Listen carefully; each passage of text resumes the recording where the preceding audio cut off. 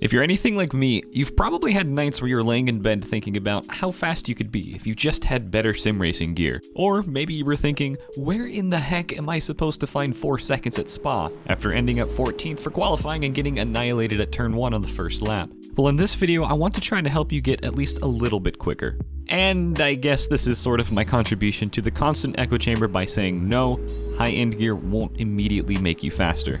There are so many different things that I could say to try to answer the blanket question, how do I get faster? So, I'm just going to give 5 of what I believe to be the most important tips for improving, whether that be over 1 lap or for overall race pace. These tips are geared more towards beginner and intermediate drivers, but I'm sure there's some things in here that the more advanced, or dare I say, esports people, can take away from this. Before we get started, I just want to say that I hope you're having a good day. Alright, let's dive bomb our way through this.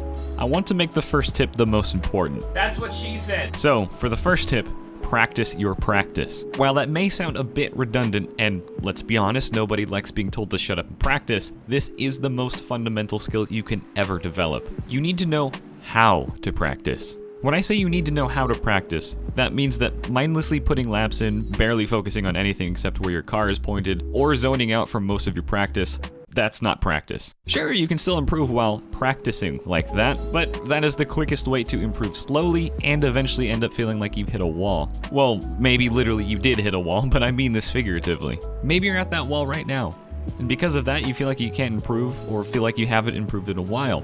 Maybe that's why you clicked on this video. When you're practicing, no matter what you're practicing, you need to try to put your focus on just one aspect of what you're practicing. Okay, let me give you an example. Let's say you need to improve on your cornering. For however long you need to do in order to feel comfortable, zone in and hyper-focus on your corner entry. Whatever happens later in the corner doesn't matter. Once you start to feel comfortable with how your corner entry is, do it a bit more.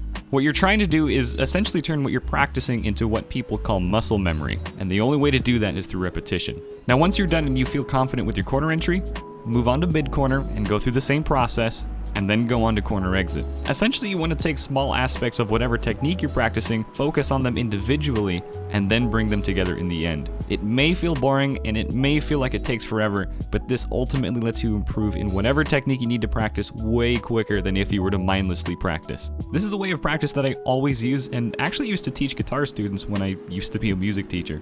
This type of focused practicing produces the best results from my experience, although it can definitely be pretty mentally exhausting. Make sure to take plenty of breaks.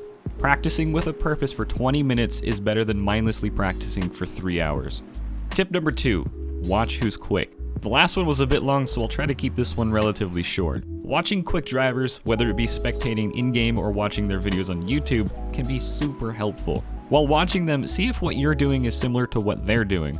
That being their racing line, where they brake, how they brake, when and how they get on the throttle, and any other little things they might do, like changing the brake bias or traction control settings for certain corners. Do keep in mind that everybody has their own style of driving, but I think the most helpful thing about spectating is seeing braking inputs.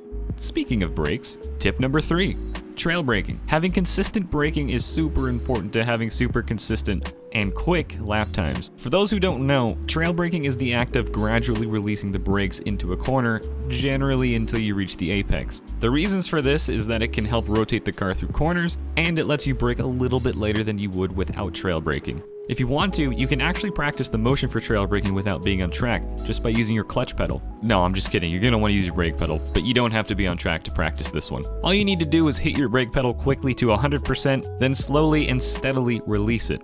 How quickly you release the brake depends on the corner, but to give you an idea, you want to be back on the throttle as soon as you're done releasing the brake. Generally.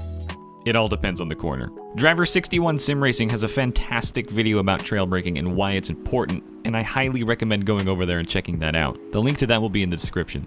Tip number 4, stick to one car. While it's always fun to go back and forth between a bunch of different cars to see what's out there, if you want to improve as much as you can, picking a car and sticking to it is gonna be what you want to do. This lets you develop much more of an understanding for the car you're working with, which in turn lets you extract the most time and performance out of that car. It'd be a bit difficult trying to practice for an iRacing championship in the BMW M8 GTE while messing about in a bunch of other GTEs and GT3s. Of course, in order to find the car you like the most, you'll need to try all the options. Find what works best with your driving style, or feels the best to you, and go from there.